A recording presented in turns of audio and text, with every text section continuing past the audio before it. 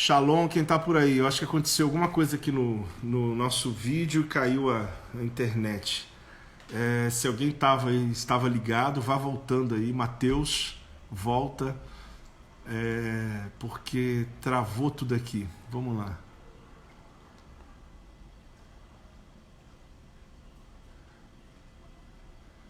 Algumas pessoas. Mateus, faz de novo. Caiu a live aí. Ok. Mas vai voltar. Mateus, pede sozinho. Tô achando que tem muita gente pedindo junto aqui. Deixa eu ver aqui se dá alguma coisa. Que coisa eu. Mateus. Glória a Deus.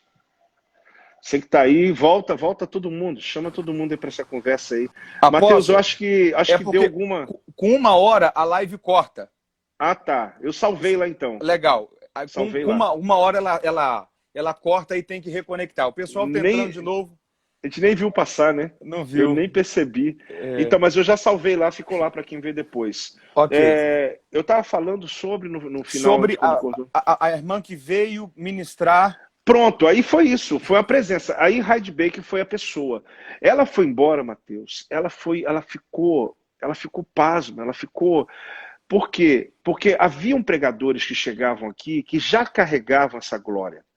Então o que acontecia? Eles sentiam mais do que quando eu me lembro quando um pregador argentino, ele chegou a vir algumas vezes, quando ele chegou no estacionamento da igreja, Uhum. ele caiu no poder de Deus. Aí a gente falou, ele passou mal. Por quê? Porque era alguém muito sensível a esse poder. Aí ele falou, o que tem aqui nessa igreja? Então a gente percebia que não era algo forçado, porque às vezes vinha alguém que nem sabia de nada. Assim, talvez ouvia alguém falar, mas nós chamávamos para um propósito. Uhum. Vem aqui ministrar no aniversário do Projeto Vida. Aí vinha. E o caso da Heidi Baker foi isso. A presença de Deus tomou ela de tal jeito que ela não conseguiu pregar, ela não teve. Então, para ela identificou que o ambiente estava tomado da glória de Deus. Que o ambiente. Então, isso foi se repetindo, como lá ao dia do apóstolo René, outros pastores que vieram, pessoas que vinham, sabe, de longe. Longe. Eu descobri depois no Global Kingdom, eu estava com um amigo lá, ele falou: olha, eu fui na tua igreja um dia. Ele passou de uma igreja enorme ali em Belo Horizonte. Ele falou assim para mim, que ele sentou, quer dizer, hoje eu nem imaginava. Ele falou que ficou sentado, viu tudo e foi embora para casa. Nem falou comigo. Aí eu falei, mas como que você não falou comigo? Ele falou, porque eu fiquei sabendo, fui lá para ver se era verdade. Eu falei, e o que você achou? Ele falou, eu vi que era verdade. Então, a gente recebeu pastores de grandes igrejas, que alguns nem anunciavam. Sabe o que eles faziam? Eles ficavam escondidos. Escondido não, perdão. Eles ficavam no meio do povo. Eu acho que eles queriam ter a experiência deles sem que fosse interrompida. Então, o futuro, depois eu descobri vários, você não tem noção. Gente que já sentou ali, que hoje são pastores de grandes denominações, e que eles viram aquilo ali. Eu, como não conhecia ninguém, e foi até bom, porque eu acho que era mais espontâneo, não tinha aquele negócio de apresentar o líder, da carteirada. Não tinha jeito da carteirada, entendeu? Era muito forte. Só em uma metáfora para as pessoas entenderem, vou usar um acontecimento atual para as pessoas terem uma noção. Tá vendo esse efeito do coronavírus? Sim. Ele tem um epicentro, o Wuhan. Só que ele tem um contágio a partir disso. Avivamento tem essa característica. Por exemplo, o epicentro mesmo foi na escola do Charles Fox Parham. É como se o William Seymour tivesse pegado uma fagulha desse incêndio e levasse para Los Angeles e pegasse lá com Azusa e foi espalhando para outros locais. Então, por exemplo, o movimento que aconteceu em Boston nessa mesma época, nós já vamos falar sobre essa ideia de que avivamento é como um portal, Isso começou aí. com Pensacola, na Flórida, no norte de Pensacola. Em Sim. 99, em 94 começou o movimento de Pensacola. Em 98, 99, o Ministério de Louvor de Boston foi para Pensacola para buscar aquilo, para clamar aquilo, e eles levaram aquilo para Boston. E começou em Boston logo na sequência. Então, avivamentos costumam ter epicentros, e o contágio espiritual, essa ação inflamadora de Deus, parte a partir daquele local e daquela experiência.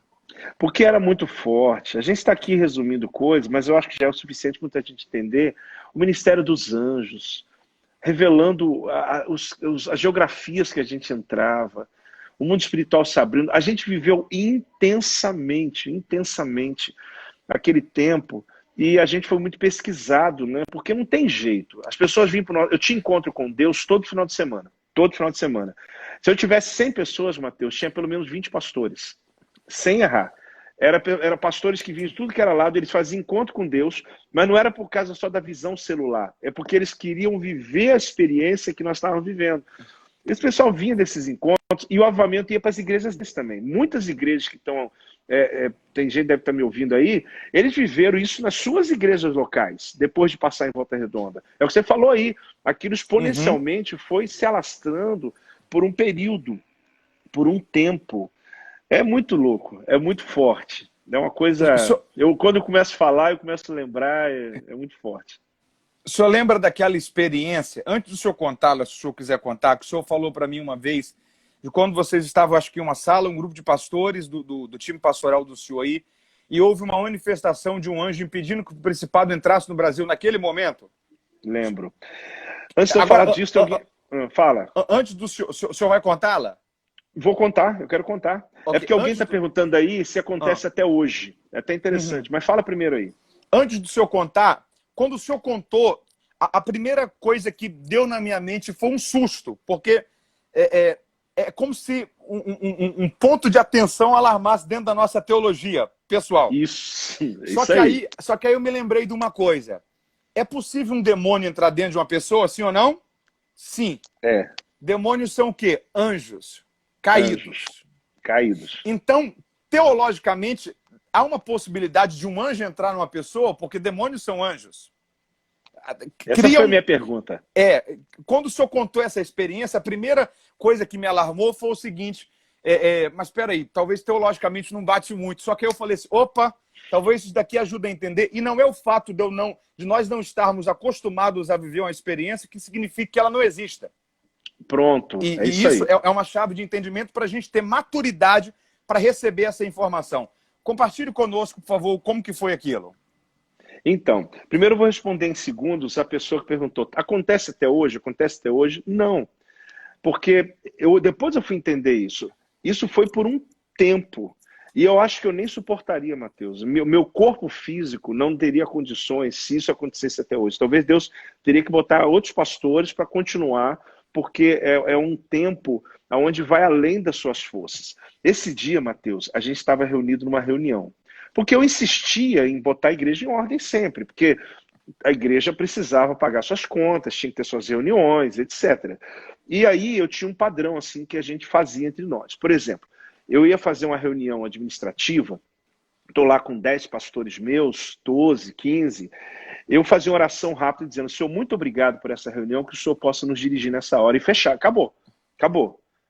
Sabe assim, não continua orando, porque se eu desse mais um minuto de oração, essa reunião não ia existir. E foi uma dessas. Eu fiz uma reunião, eu precisava de tratar de alguns assuntos, a gente estava ampliando o ministério, a gente estava chegando em outras cidades, coisas estavam acontecendo. E eu estou falando, a gente fez a declaração rápida, começou a tratar de assuntos logísticos. De repente, um mover forte, não sei se meu irmão está me ouvindo aqui agora, meu irmão era um deles que estava na sala. E outros discípulos meus que estavam ali comigo. E assim, cada discípulo nosso tem uma característica. Tem aquele mais pentecostal, aquele mais avivado. Só que tem aqueles que eles têm a sua maneira de receber o poder. Eles ficam ali tranquilos. Eles não têm aquela... E esses que são assim, um desses começou, de repente, a bater. Pum, pum, pum. Eu levei um susto. Por mais que eu estava acostumado, eu te falei, eu estava fora do padrão de novo. Falei, o que está acontecendo aqui? E pum, pum, pum. E começou a orar num dialeto. Começou a falar um dialeto. E aquele dialeto, logo o Espírito Santo me ajudava porque eu começava a entender. E, de repente, uma outra pastora começou. E os dois começaram a brigar, como se estivesse falando um com o outro, forte. E naquele momento, sempre eu pedia, Senhor, me dá discernimento. Porque depois, se você lembrar, me lembra de eu contar como as pessoas eram arrebatadas e não queriam voltar. Eu não sabia trazer de volta. Depois eu aprendi. Então, assim, parece até estranho a gente falar desse assunto aqui, mas já que a gente entrou, né, vamos lá. Aí ele começou, pau, começou a bater. Na hora, sempre passa aqueles primeiros segundos que você fica aquele impacto. A equipe, a gente começou a orar, estamos todo mundo orando, mas de repente o Espírito Santo me falou, Só que aquilo veio do nada. Ele falou, olha, existe existe um mundo espiritual e um principado, ele está tentando entrar agora, da África está tentando entrar no Brasil. E anjos estão entrando nessa guerra agora, e eles estão travando, porque eles estão exatamente na fronteira da África, e não exatamente a África, o Brasil não está na fronteira, mas eles estão vindo no mundo espiritual. Exatamente, no mapa não sei. Eles estão vindo e eles estão entrando aqui e eles querem autorização. Olha que loucura. Quer ver uma coisa interessante? Sim. Existe até não sei se é uma teoria ou se já é algo comprovado. Quando a gente pega o mapa da África e o mapa da América do Sul, eles se juntam. E já foi comprovado que a cada ano eles se distanciam os continentes em 1 metro. Olha. Já é um movimento de milhões de anos de formatação da Terra, mas aquilo um dia foi junto. Olha aí. O mundo espiritual não tem alteração. Olha Ele aí, cara. tem a configuração do início. Pode ser que no mundo espiritual, África e Brasil estejam juntos. Agora, então, virou tudo agora. Olha bem, aí veio esse entendimento. Só que a gente já tinha acostumado a ver isso em outros padrões dentro do Brasil e não em território internacional. E, de repente, aquela irmã começou a orar no mesmo dialeto e quando eu tive a dimensão do que era, eu orei para alguém do lado, é como se eu ativasse outros e eles entrassem no mundo espiritual. E a gente começou uma batalha ali, de alguns minutos, e a oração era forte demais. Só que eu não contei para você, talvez detalhes, e me vem agora à mente. A gente, quando está orando aqui, eu tinha um escritório e tinha um vidro, assim, um local de atendimento, tipo um balcão. Um menino, que era da igreja, ele veio para falar com a secretária, a gente está aqui numa sala um pouco longe. Ele veio para falar com a secretária para fazer inscrição de algum encontro, alguma coisa ali. Quando ele chegou, ele rasgou a camisa dele e caiu de joelhos e começou a orar no mesmo dialeto. Ele estava lá fora, a gente está orando aqui dentro. Aí, meu amigo, a secretária chama, vem correndo aqui. Quando eu chego lá, ele está lá orando. Então, aí você fala, por que isso? Para que isso? O que acontece? Deus estava nos dando um entendimento de coisas que hoje são úteis. Eu digo a você que eu estudo bastante para pregar, mas alguns entendimentos que eu trago no meu altar são entendimentos do mundo espiritual que se abriu para mim. Que, em vez em quando, ainda eles vêm como lampejo para mim. E fora, destravou a minha mente para poder dar essa abertura. Quando eu leio a palavra, é como se ela estivesse se materializando para mim ali. Então, essa foi uma das experiências que foi muito forte. Só que elas não duravam 20, 30 minutos, Mateus. Isso ficava durante muitas horas. E ali a gente experimentava. Aí entrava o caso de alguns serem arrebatados. E essas pessoas, sabe o que acontecia, Mateus? Elas não queriam voltar. Pensa num pânico da morte. De você estar numa reunião de... né? E acontecia, por exemplo, estava acontecendo uma célula na casa de uma jovem. E eles começavam a orar lá. Aí a família me ligava, está acontecendo algo aqui, só pode vir aqui, porque eles estão dentro de uma sala aqui, tem 10 jovens orando, e eles não querem parar, já deu 11 horas da noite. Então era assim, a gente trabalhava 24 horas por dia. Eu precisava demônio por telefone, porque não dava conta. Então, uma irmã ligava, meu pai ficou endemoniado, porque eu comecei a orar em línguas, não tinha jeito, porque aquela jovem chegava em casa do culto, o pai caía endemoniado na sala. Eu estou dando um exemplo de dezenas. Aí, ligava para um, ligava para outro, não tinha como comunicar. Eu me lembro que eu estava em casa, indo para dormir, muito cansado. Aí ela falou, pastor, me ajuda, o que eu faço? Eu falei, olha, o teu pai está aí, põe o telefone no ouvido dele. Mas, pastor, ele está endemoniado. Eu falei, põe o telefone aí. Aí eu falava, ô anjo, vai lá agora, que eu não aguento. De joelho, mão para trás. Aí a menina gritava, ai, meu pai está livre, meu pai está livre. Era assim o tempo inteiro. Só que os que eram arrebatados, alguns deles, Mateus, depois eu fui entender, eles tinham uma vida tão triste, tão ruim às vezes, na sua casa, no seu casamento, em alguma área, uma angústia. Algumas mulheres, às vezes homens, eles entravam no mundo espiritual, só que não voltavam mais. E essas pessoas, como aconteceu dessa irmã que ficou 3 dias orando em línguas, e o marido veio querer tirar satisfação comigo, e ele estava certo, porque ela chegou da igreja assim. Mas eu também não tinha uma explicação muito clara. E eu não sabia como fazer. Eu não sabia. Aí você fala, mas como você não sabia? Eu não sabia, porque ninguém me ensinou aquela cartilha. Eu orava e eu começava a orar em línguas mais para ver se a pessoa... e a gente teve uma vez que eu cheguei para uma menina, que a mãe dela me ligou, e ela estava já no quarto há dias orando. E ela tinha que ir para a escola. Aí a mãe dela falou, pastor, está acontecendo algo, eu sei, eu estou feliz da minha filha, ela é santa, ela busca Deus, mas ela precisa estudar. Aí eu falei, bota ela no telefone. Eu falei, o que você está fazendo aí? Aí eu estou ouvindo, ela estava ouvindo aquelas músicas de Toronto. Eu falei, então desliga. Eu falei, liga aí numa televisão aí. Não, pastor, eu não posso ver coisa do mundo. Eu falei, não, liga a televisão, bota aí SBT, alguma coisa aí. Olha bem, um pastor ensinando a pessoa a entrar sair da dimensão. Aí eu falei, você está lendo o quê? Eu estou lendo Bom Dia, Espírito Santo, do Benny Hinn. Eu falei, fecha esse livro agora. Fecha, pega uma revista, pega um conto, pega alguma coisa aí. E eu estou falando sério. E ela falava, não. Eu falei, por favor, você precisa estudar, você precisa voltar. Você tem que desligar tudo. Olha que loucura que era isso. Por quê? Porque não era que eu não gostasse. Eu até pedia perdão ao Espírito Santo. Falei, senhor, me perdoa. Mas aquela mãe não está entendendo. Eu preciso que a filha dela volte. Então a gente percebia, mas só que um dia uma pessoa arrebatada por horas, eu tinha que ir embora para casa. Às vezes era 11, meia-noite, minha equipe já estava cansada também, né? Todo muito feliz, todo mundo feliz. Ninguém estava...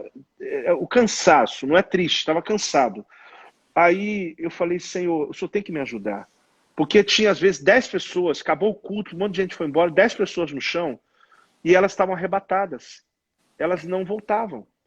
Elas não estavam desmaiadas, elas estavam cientes, mas elas estavam arrebatadas. E quando eu mandava em casa, aí um dia o Espírito Santo me ensinou. Aí ele falou comigo assim, pega na mão dela. Aí eu peguei, Mateus. Aí ele falou assim, é só você mandar ela voltar. Você é o pastor dela. O mundo espiritual te obedece. Olha que coisa simples, Mateus, eu não sabia.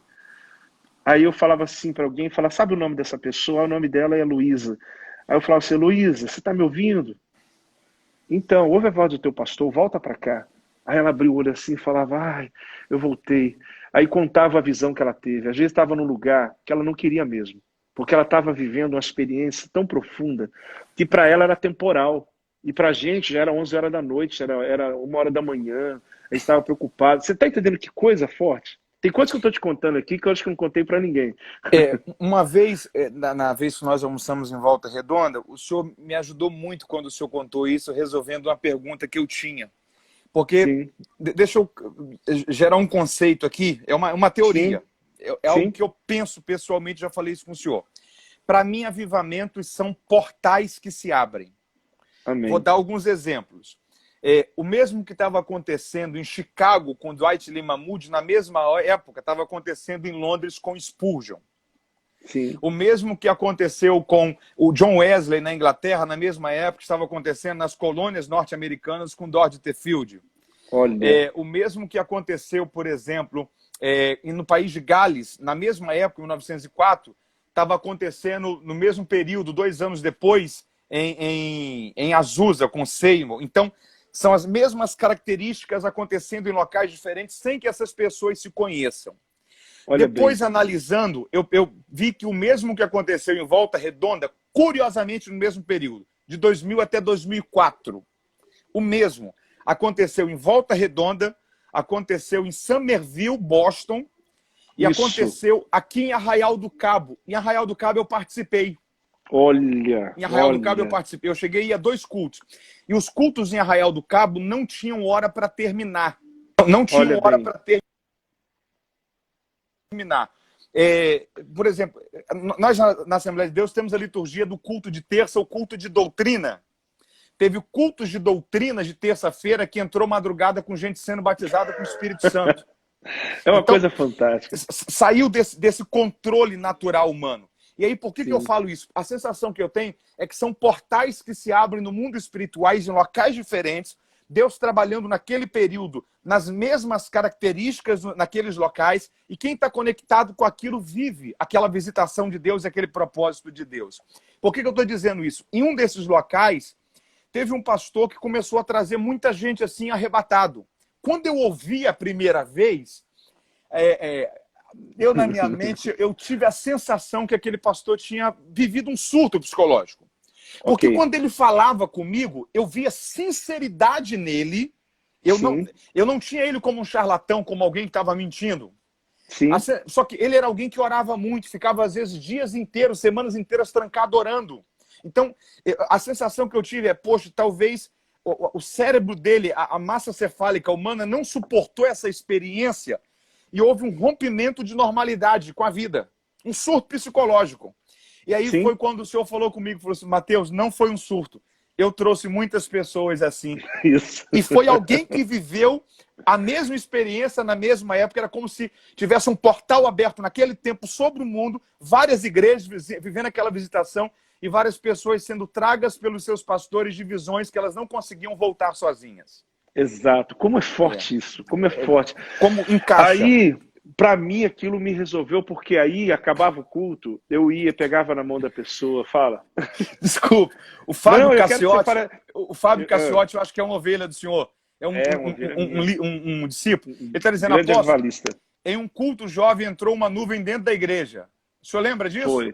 Lembro disso. Tem gente que pode estar escandalizado aí. Mas, irmão, meu maior sonho é viver algo disso na nossa geração. Exatamente. Eu quero depois, eu que vou fazer uma pergunta para você depois aí. Mas, então, só para, não é nem concluir, mas esse assunto me trouxe, são fases, né? Essa conquista para mim, eu falei, uau, puxa, agora eu sei. Não é que eu estava querendo controlar o Espírito Santo, mas eu ficava... Você tem noção de que é um pastor ir para casa domingo e você deixar as pessoas... Tinha dia que eu não tinha como ficar lá mais. E eu falava para o obreiro, cuida aí, e quando eles forem acordando, você leva em casa. Então, o senhor chegou a ser chamado... Foi o senhor que foi chamado pelo Conselho de Psiquiatria da cidade? Foi, né? Aconteceu um evento, aconteceram várias coisas, mas houve um em especial que uma pessoa veio de uma religião com forte influência espiritual. Ele era um mestre dessa religião. Ele dava palestras, ele tinha um conhecimento muito grande. E esse indivíduo, ele se converteu no Projeto Vida. Quando ele foi no encontro com Deus, eu tinha uma caminhonete cabine dupla, um S10. Na cabeça dele, o mundo espiritual já estava aberto, né? Exatamente. Ele só fez a transição. Alguém que viveu a espiritualidade lá só transicionou para o lado de cá. Aí pronto. Ele entendeu aquilo tanto forte que ele pediu para pegar os livros dele para serem queimados no encontro com Deus. Eu achei que eram 10, 15. Eu enchi a minha caminhonete, nós estamos falando de... Não sei te dizer. Uma caminhonete cabine dupla lotada até em cima de livros. Eu trouxe aquilo. Uma biblioteca. Uma biblioteca inteira de livros dele, da área que ele ensinava na espiritualidade dele. Quando nós queimamos, ele ficou endemoniado. Ele ficou endemoniado. E foi uma coisa, foi um dos demônios mais... Eu já participei, eu comecei uma igreja dentro do centro de Umbanda no Mato Grosso, né? Então, o meu primeiro ministério foi na área espiritual com a área de libertação. Então, eu trabalhei 2 anos com libertação, porque a igreja era dentro do lugar da macumba. Ou seja, o local da macumba fechou, mas as pessoas continuavam vindo. Às vezes era a casa dela, às vezes bruxos moram em locais que fazem um terreiro no terreno, né? Isso, então, tinha uma família morando atrás, ali. Eu tinha lá no Mato Grosso. Porém, o que acontece? Eu nunca tinha pegado um demônio naquele padrão, porque ele era um demônio, digamos, inteligente. Ele não se dobrava. O sangue de Jesus tem poder. Eu creio nisso, você crê também, mas eu estou te falando de uma coisa que eu nunca tinha visto. A história foi longa, ele foi uma libertação que demorou pelo menos um dia inteiro, uma madrugada inteira, e ela foi terminar quase na noite do outro dia, entre fases de paradas e continuada, parada e continuada. Quando esse irmão ficou liberto completamente, ele teve um problema, ele perdeu a memória. Ele não tinha lembrança de nada do que ele ensinava. Ele sabia quem ele era uma pessoa comum, ele tinha todo o conhecimento. Só que o conhecimento que ele tinha naquele nível que ele ensinava, eram os demônios que davam para ele. Uhum. Então, o que acontece? A família, todo mundo, houve um problema nesse sentido. A partir dali, nesse avivamento, aconteciam pessoas que quando elas ficavam orando em línguas muito tempo em casa, as pessoas levavam para médico, davam injeções neles. Olha que loucura, Mateus. Por quê? Eu não dava conta de cuidar de todo mundo, por mais que a gente estava. E medicavam, inclusive, com remédios fortes essas pessoas. Por quê? Porque para o médico, aquela pessoa ficou louca, ela surtou. Porque ela saiu de uma igreja, até que uma época, um conselho de médicos da cidade, havia um centro de psiquiatria de Volta Redonda, eles me chamaram e eu fui até lá. Quando eu cheguei lá, eu fiquei um pouco assustado a princípio, porque eu entrei, eu vi pessoas da igreja lá, 2 ou 3, mas não é só isso que me assustou.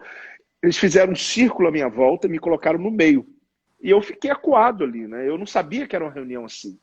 E quando eles me colocaram no meio, eles começaram a me sabatinar, a me perguntar.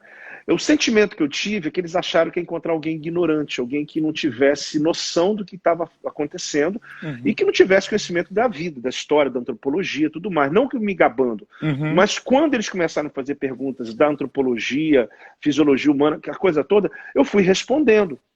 No decorrer, eu perguntei, por que vocês estão me fazendo essas perguntas? Aí eles falaram, é porque a gente tratou de um caso, era da tua igreja, do outro caso, era da tua igreja, do outro caso.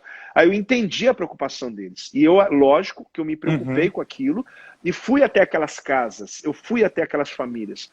Mas foi uma situação inusitada para mim, porque talvez alguém está ouvindo aqui agora, está buscando, eu queria muito um avivamento. Continue querendo. E eu quero também. Mas a gente tem que entender que a melhor comparação que você fez foi da enchente. Você não consegue controlar tudo. Você não é glamour.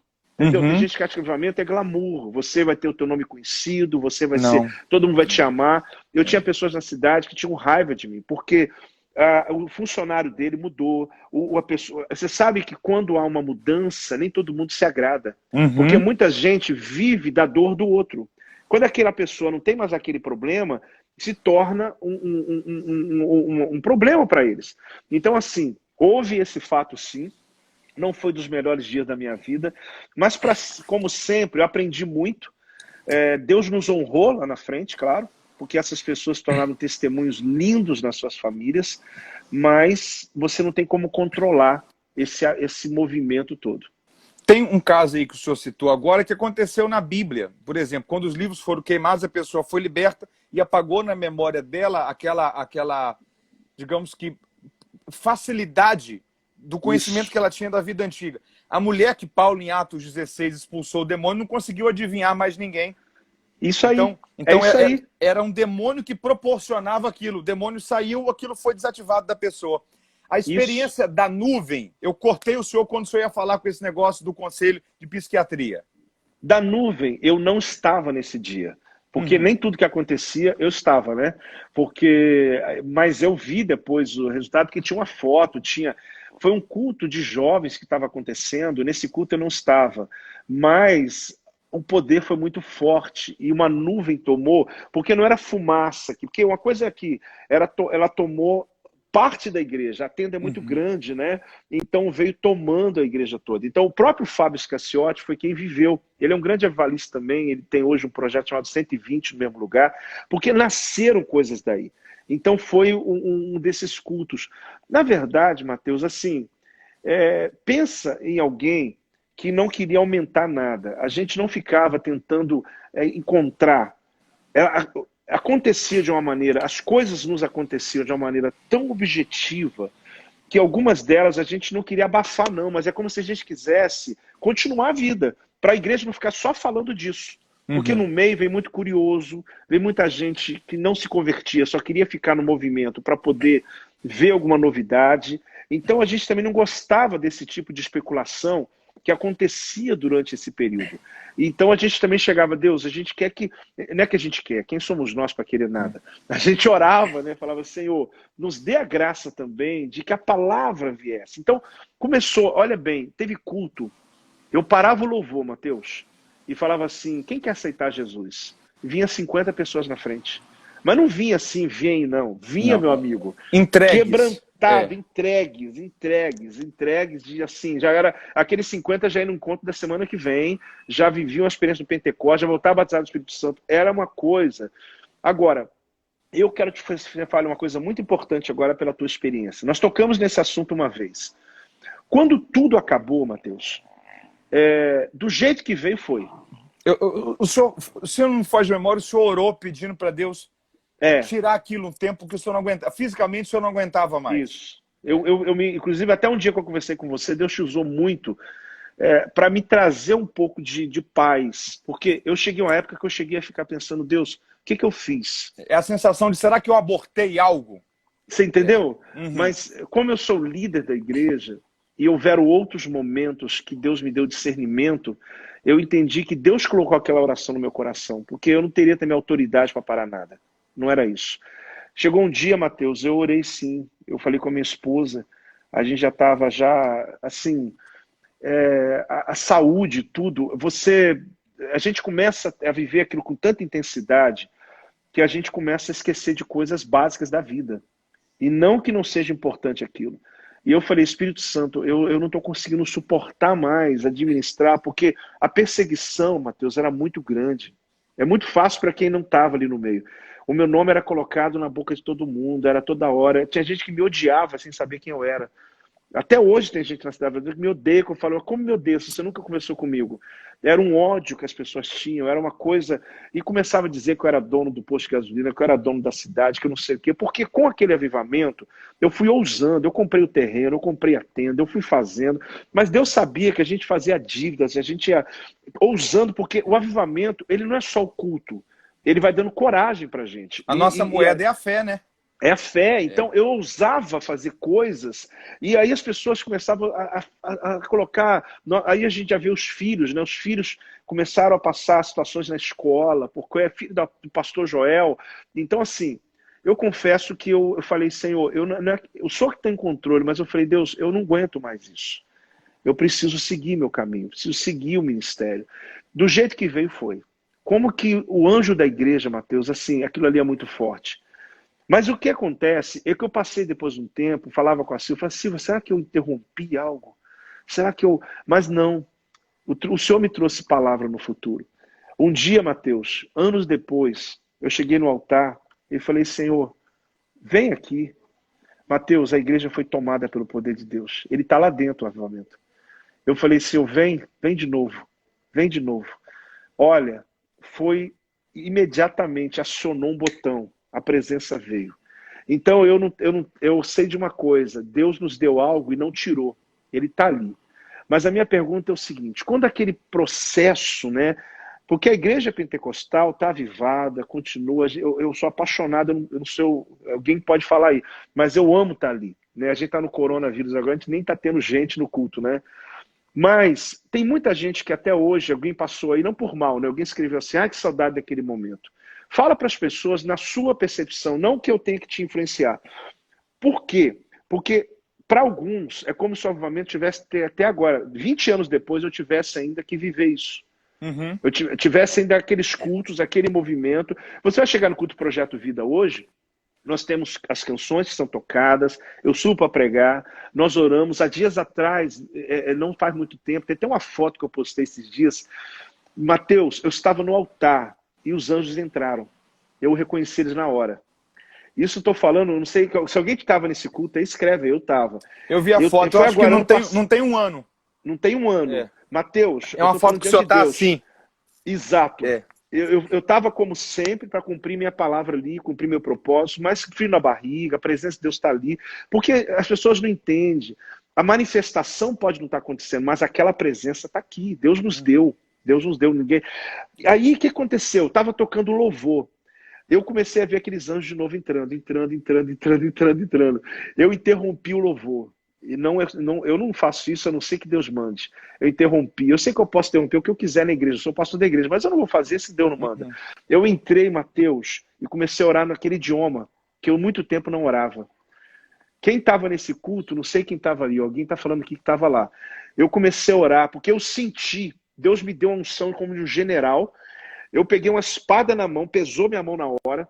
Eu entrei no mundo espiritual e na hora ali veio tudo de novo. É como se eu estivesse cortando os demônios, tivesse invadido a cidade de novo, como se tivesse ocupado. Louco, eu vou te falar. E ali o mundo espiritual abriu. Eu já não vi mais a igreja. Eu vi só o mundo espiritual. Eu não sei quanto tempo eu orei. Tem gente que tirou foto, depois eu fiquei olhando minhas fotos, eu falei, tá aí de novo o cara pagando mico, né? Porque assim, nessa hora, meu amigo, você não tem, é um negócio...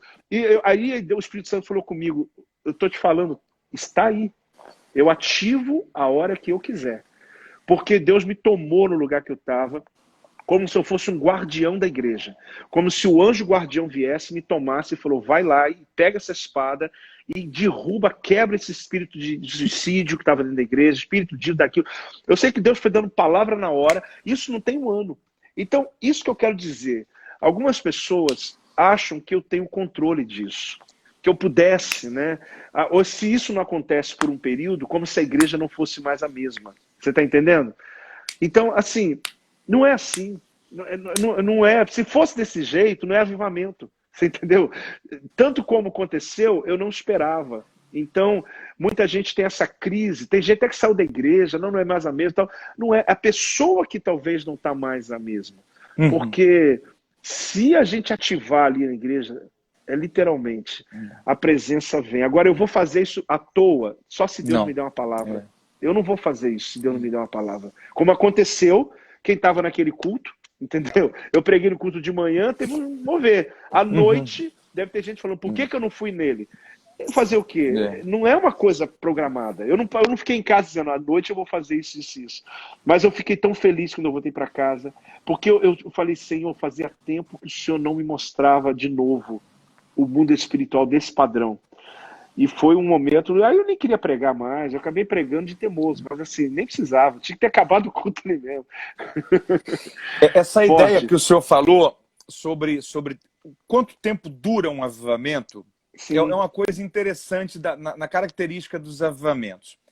E talvez uma das figuras de linguagem que mais nos ajuda a compreender isso é a ideia de que avivamento não é só como rio, mas avivamento também é como chuva. E isso é muito interessante. Porque imagina, por exemplo, um local que não chove nunca. A ausência dessa chuva traz consequências terríveis sobre o lugar.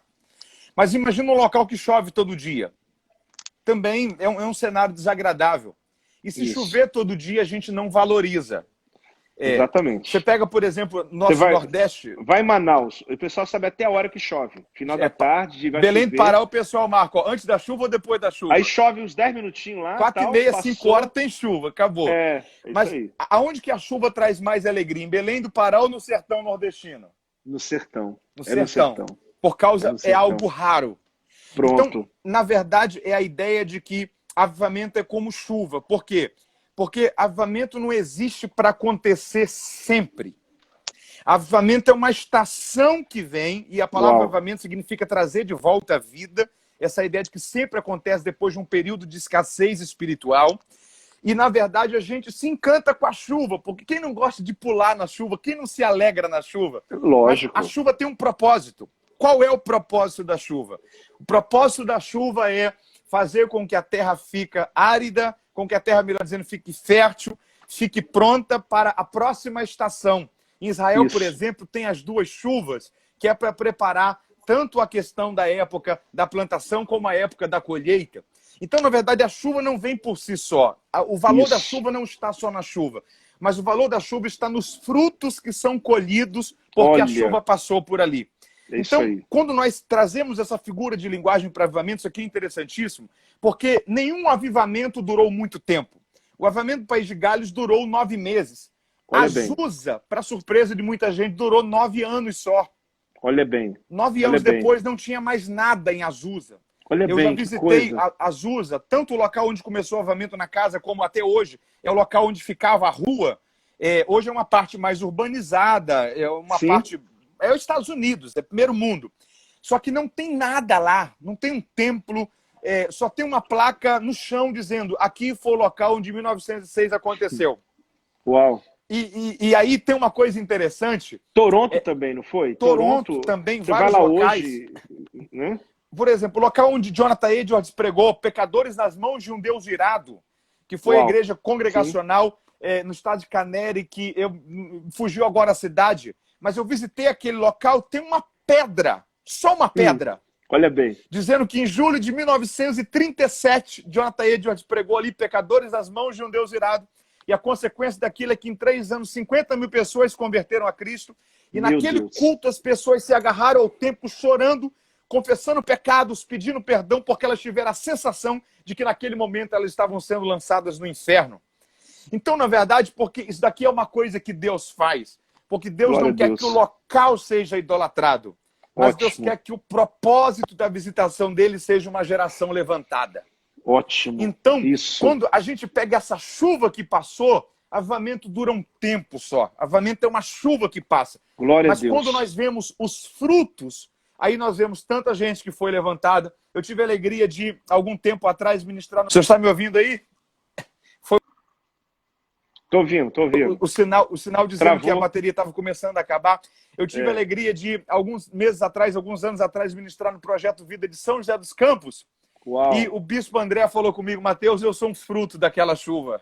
Exatamente. Olha que igreja E olha o florida, que eles estão frutífera, vivendo lá. que está vivendo Exatamente. em São José dos Campos. Rapaz, eu estava pregando um lugar, eu estou falando de dezenas de lugares. Esse dia eu estou em um lugar, um pastor lá em Portugal, está com mais de 200, 300 pessoas, é fruto desse avivamento. Ele pegou exatamente o olho do furacão ali.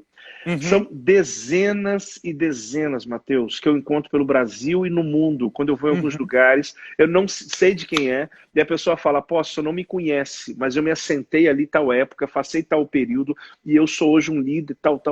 Então, eu não tenho a dimensão. Projeto Vida, eu quero dizer para os ouvintes que estão aqui ouvindo agora, que eles têm que entender o que você acabou de falar. Eles têm sobre eles uma coisa que talvez passe uma geração e alguns não vejam. Então, ao invés de eles ficarem lamentando, eu tô com saudade, eles têm que entender, Deus me deu a graça de viver algo que muita gente nunca viveu, não é? Sansão não guardou a queixada, porque o segredo não estava na queixada. Isso aí. Foi a ação de Deus. Então, a gente não pode se prender a uma época e dizer, que saudade de 2000, aquilo foi a queixada. A questão é o que Deus fez e o resultado que foi proporcionado. O senhor falou sobre essa questão de que pessoas vieram, que o senhor nunca imaginou. Posso contar uma história? Por favor. O avivamento de Azusa foi um avivamento que envolveu muito segregação racial. Havia, por exemplo, as filas, essa parte que só negro pode entrar, só branco pode entrar. Isso acontecia na época nos Estados Unidos. Sim. E o movimento da Rua Azusa, especificamente, foi um movimento de negros. William Seymour era negro, filho de um escravo, cego de um olho. Então era alguém que não tinha o biotipo, era alguém improvável. É interessante isso. Avivamento acontece com pessoas improváveis. É uma chave de Deus para acontecer. Eu sou um desses. E aí é interessante porque a mídia quis ridicularizar aquilo ali. Para você ter noção, tinha dias que o caminhão do Corpo de Bombeiro era chamado porque pessoas viam a igreja pegando fogo. Olha aí. Quando o caminhão do bombeiro chegava, não tinha nada. Olha que coisa louca. Eles viam barulho, eles viam chama do lado de fora. Quando chegava o caminhão, não tinha nada. Domingo tinha 10 cultos em Azusa. Tem noção disso? Meu 10 Deus cultos. Do céu. Então foi algo anormal. E aí teve um repórter alemão que entrou, sentou na parte de trás, e ele não foi ali para assistir o culto. Era um domingo. Ele queria ver o que a sociedade dizia que era bizarrices. Sim. E ele queria, com uma linguagem de chacota, de chocarrice, na segunda publicar uma matéria sobre aquele movimento. Sim. E aí, quando ele se assentou, uma jovem negra parou de frente dele e começou a falar em línguas estranhas. E línguas estranhas, línguas estranhas, línguas estranhas, línguas estranhas, 10 minutos de línguas estranhas. Aquele homem alemão começou a chorar. Ele parou, agarrou ela e disse assim, por favor, pare. Onde foi que você aprendeu a falar o alemão? Você sendo uma jovem negra, pobre, da periferia de Los Angeles, onde você aprendeu a falar o alemão com uma dicção tão pura, ao ponto de eu consigo te entender, e você acabou de falar nesses minutos toda a minha vida e tudo que eu estou vivendo. Olha que coisa extraordinária. Tremendo. Na verdade, ela não falou em alemão. Você vê o que aconteceu em Atos 2. Isso. Pedro falando em um idioma e pessoas ouvindo no seu próprio idioma. Então, as línguas estranhas, elas têm essa conotação, às vezes, idioma, e a sensação que eu tenho é a seguinte, aqui entra as interpretações de línguas.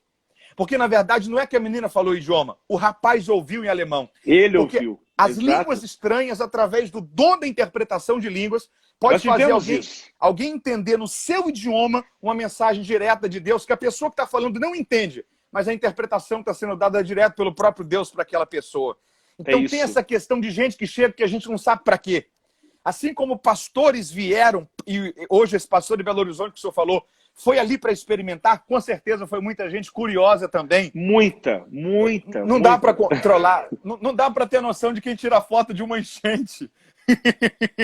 Rapaz, a gente vê jovens que estavam na época, que hoje são pastores avivalistas, e eu me sinto bem com isso. Eu vejo que teve o seu propósito.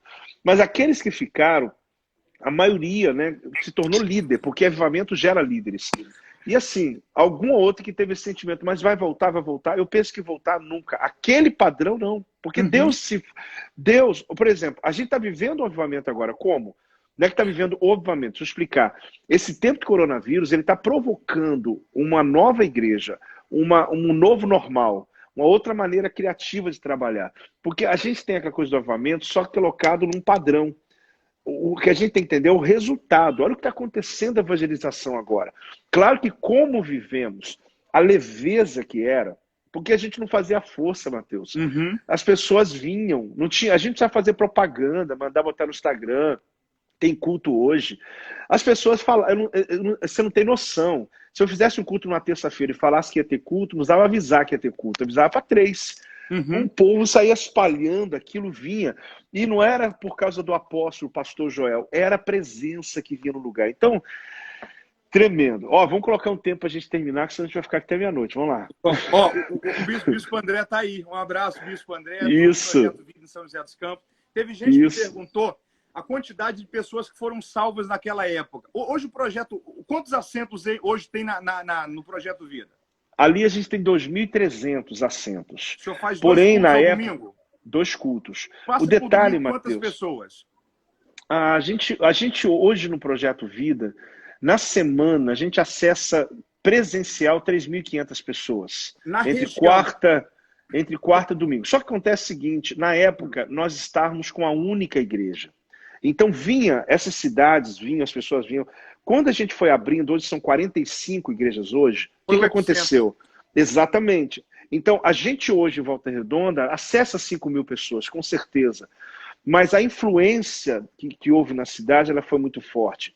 A grande questão que a gente entende hoje é que esse avivamento, ele provocou essas conquistas territoriais, geográficas e em todos os aspectos. Então, a questão da gente falar, vai voltar, eu penso que Deus ele tem maneiras de se movimentar, tem maneiras de agir, e existem situações que a gente vive hoje que lembra, que traz esse mesmo sentimento, esse cheiro, essa presença do avivamento que foi. Mas é algo que não foi algo que a gente planejou e disse, vai durar tanto tempo e acabou. Foi algo que Deus fez e nos deu resultados extraordinários. Que bom. E conversarmos é bom, porque quando eu lhe conheci, você tinha estudado algo que eu tinha vivido. Então, acho que juntou literalmente a experiência com o conhecimento, e isso nos trouxe uma conexão muito boa. Toda vez que você ministrou para aula, dando aula para nós, igrejas nossas, isso foi muito, muito, muito especial. Por isso, quem entrou agora, quem viveu essa live hoje, está pegando aí um assunto maravilhoso, porque você arrancou agora, é bom pegar a primeira parte que já está salva para entender todo o raciocínio. Exatamente, que acabou passando até do tempo que a gente planejou, mas isso é sinal de que a gente está falando de uma coisa que ainda é muito viva, que ainda está muito pujante, e que muita gente falou, eu quero viver isso, queira mesmo, deseje, porque eu acho que parte daí mesmo, é você querer viver essa experiência, mas entender, sair dessa coisa lúdica, de achar que minha igreja vai crescer, vai ficar famosa, porque não ficamos famosos não fomos perseguidos forte. Foi perseguição atrás de perseguição. Se o senhor me permitir uma última colocação, sim. Eu estou tendo a percepção de que um local, depois que ele vive um avivamento, o mundo espiritual dele fica aberto para uma segunda visitação. Sim. É mais fácil um lugar viver uma segunda visitação do que uma primeira. Sim. Eu estou tendo essa sensação. Por que eu estou falando isso? Eu tive a alegria de, há 2 anos atrás, ministrar numa igreja em Martha's Vineyard, no estado de Massachusetts, nos Estados Unidos. Fica fora do continente, fica nas ilhas. A gente tem que pegar uma barca num lugar chamado Falmouth e atravessar mais ou menos uns 50 minutos, 1 hora para chegar nessa ilha. Eu ministrei numa igreja lá que ela é de 1700 e pouco, ela é uma igreja de pedra, construída de pedra. E John Wesley ministrou nessa igreja. Uau. Isso há 300 anos atrás. Sim. Tem até uma foto dele lá hoje, um desenho, não havia fotografia, mas um desenho como uma lembrança. E Mar das Vinhas foi um dos locais que eu percebi o mundo espiritual mais aberto para algo desse porte, para algo desse nível. Talvez uns 6, 7 meses atrás, eu estive numa igreja em Belo Horizonte, mais precisamente na região de Contagem. Sim. E eu participei de um culto que eu tive por uns 2, 3 minutos. A sensação de eu estar orando em espírito, o senhor com certeza já viu isso muitas vezes. E é como se eu estivesse orando e, ao ponto que eu fosse orando e falando, não estava com o microfone na mão, então as pessoas não estavam ouvindo o que eu estava falando em oração, estava acontecendo um mover. Mas é como se, enquanto eu estivesse falando, eu senti literalmente que as minhas palavras em oração estavam coordenando algo que estava fluindo naquele momento sobre a comunidade, sobre a igreja. Isso é fato. O senhor deve ter vivido isso muitas vezes. Sim, sim. E aí, naquele culto, eu conversei com um pastor, e para mim, eu nunca tive essa experiência, não é controlar, não é coordenar, mas é sentir que há uma voz de comando direcionando o mundo espiritual de um culto.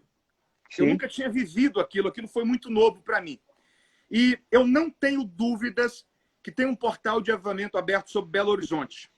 Eu falei isso até hoje sobre poucas pessoas. Sim. O que aconteceu com Paulo Mazzoni, com o Márcio Valadão, com o pastor Rego de Barros, acho que é Rego esse de Barros. Esse primeiro nome que você disse aí é um do que veio aqui na época, sentou, não se identificou e voltou para a igreja dele. Esse primeiro aí que você falou. Interessante, né? Ele esteve aqui. Sim, que a Batista da Lagoinha não começou com o Márcio Valadão. Começou com, acho que pastor José Rego de Barros, se não me foge a memória. É esse o nome, Que foi quem, junto com Ernesto Tognini, há mais de 50 anos atrás, passaram por aquele processo da cisão entre a Batista tradicional, que não cria nas línguas estranhas na época, hoje alguns já creem, e eles acreditaram nos dons espirituais e saíram. Foi quando começou o movimento da Igreja Batista da Lagoinha. Tanto que hoje a Igreja Batista da Lagoinha em Belo Horizonte não é mais no bairro Lagoinha, mas mantém até hoje o nome. Quando a gente pega, por exemplo, o que acontece até hoje com o pastor Jeremias Pereira. A Presbiteriana de Belo Horizonte tem mais de 8 mil membros. É isso aí. São 4 ou 5 cultos. Como é que explica uma coisa dessa? Quando a gente pega, por exemplo, Pedro Estrela, com mais de 2 mil membros em Belo Horizonte. Isso aí. Então, pastor Ronaldo... Eu não te dei o dado. Eu acabei, na hora que você me perguntou, eu falei sobre o atual. 10 anos atrás, a gente foi pegar a listagem de nomes que nós tínhamos, até porque a gente começou a fazer contato. Nós chegamos a quase 30 mil. 30 mil pessoas alcançadas. Então, eu acabei não respondendo naquela hora a pergunta de como foi.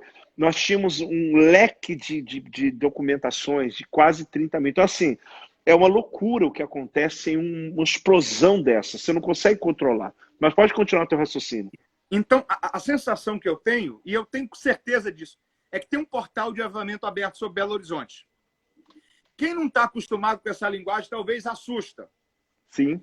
Mas quando a gente lembra, por exemplo, o que aconteceu nos anos 2000, com o Diante do Trono, foi algo anormal.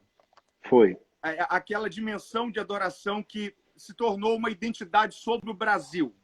Isso. Então, é algo que só Deus pode fazer. Pode, é exatamente isso. Não é projeto de marketing, não é. Deus soprou e pronto. E aí você fala, mas e hoje? Eles têm a graça, a bênção, mas não é a mesma presença, não é a mesma coisa que acontecia. E não detalhe, é isso? não acontece só sobre um lugar, nem acontece sobre uma região.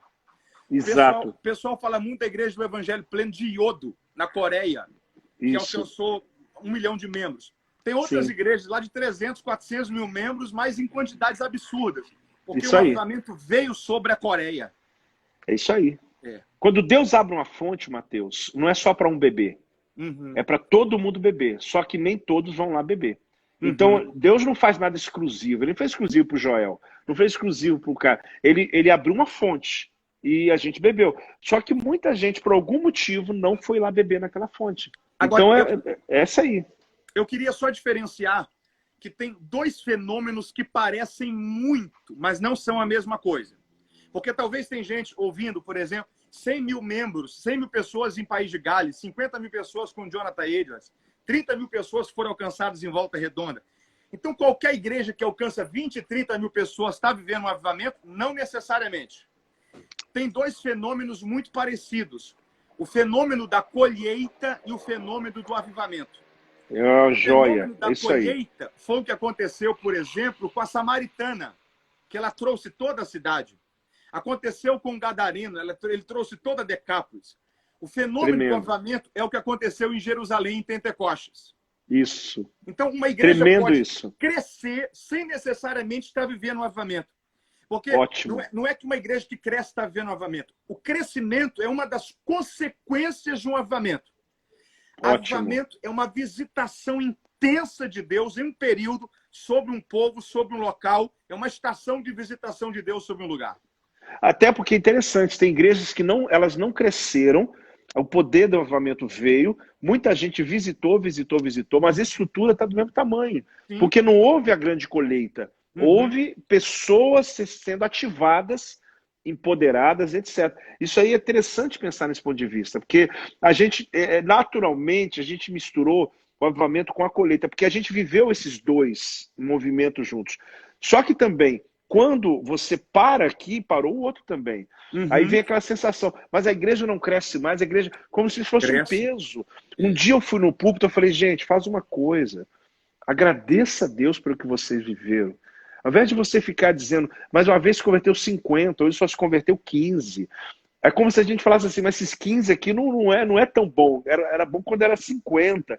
Mas, na verdade, é porque a gente não está entendendo. Talvez com essa live hoje muita gente está entendendo. A gente tem que ser grato e dizer, Deus, muito obrigado. Porque eu podia passar essa existência na Terra sem não ter vivido absolutamente nada disso. Como tem gente nos vendo agora e que só diz, ó, isso eu tenho só a vontade, mas eu nunca vivi isso na prática. Mas a gente viveu, de não dar conta. Eu acho que um cuidado que a gente tem que ter é de não transformar o que Deus fez no método. Isso. Porque, isso. por exemplo, Volta Redonda pode viver um outro avivamento sem a nome de visitação Jesus. de anjos. Sim. Entendeu? Sim. Porque Deus faz coisas por meios diferentes. Deus chega para Moisés e fala assim, ó, bate na rocha que deu água, deu. Mas a segunda vez não era para bater, era só para falar. Sim. Então, a gente não pode transformar o que Deus fez numa doutrina. Isso. Uma experiência não pode se transformar no método. Porque a gente pode estar, talvez, daqui 5, 10 anos, lembrando dessa live, dizendo assim, ó, veio o avivamento de novo sobre Volta Redonda, não foi com aquela característica. A gente esperava de um jeito, Deus veio para o outro. Deus é imprevisível. Exatamente. Mateus, só a bateria está acabando.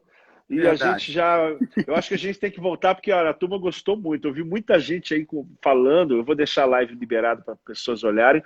E a gente pode, talvez, entrar em um outro tema futuramente. É muito bom conversar contigo, porque você conhece muito. E isso é muito bom. O senhor que conhece, eu sou seu aluno.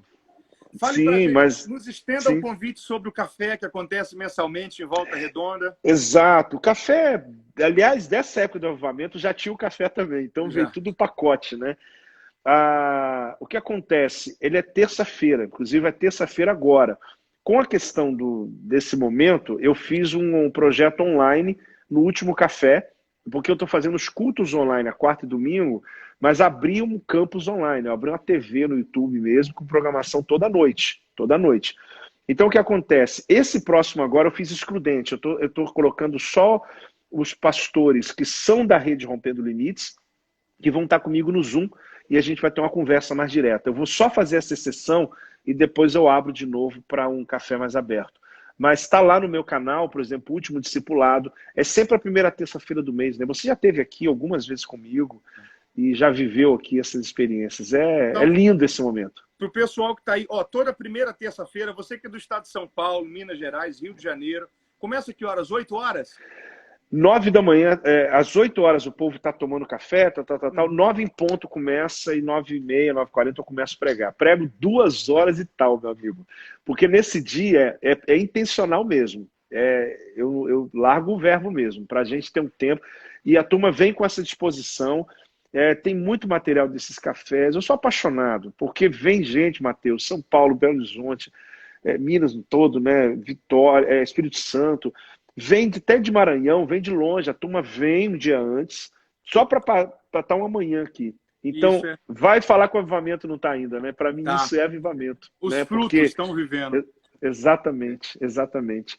Mateus, Deus abençoe. Que alegria, Me conta um obrigado. pouco aí. Se o senhor me permitir, eu estou numa promoção da enciclopédia com frete grátis. Eu posso só dar um aviso pro pessoal? Não, por favor, eu ia te falar isso agora. Isso é material lindo. Essa obra aqui é um livro que eu levei mais de 7 anos escrevendo. Ele, o senhor conhece. Na verdade, o senhor me conheceu quando eu estava escrevendo, né? Eu conheço, já li muitas partes dele. Ele se tornou uma descoberta tremenda. É um livro de quase 500 páginas. Eu levei mais de 7 anos escrevendo. Então, para quem está ouvindo aí, para quem é pastor, líder de célula, para quem são de igrejas que têm desde escola dominical até cultos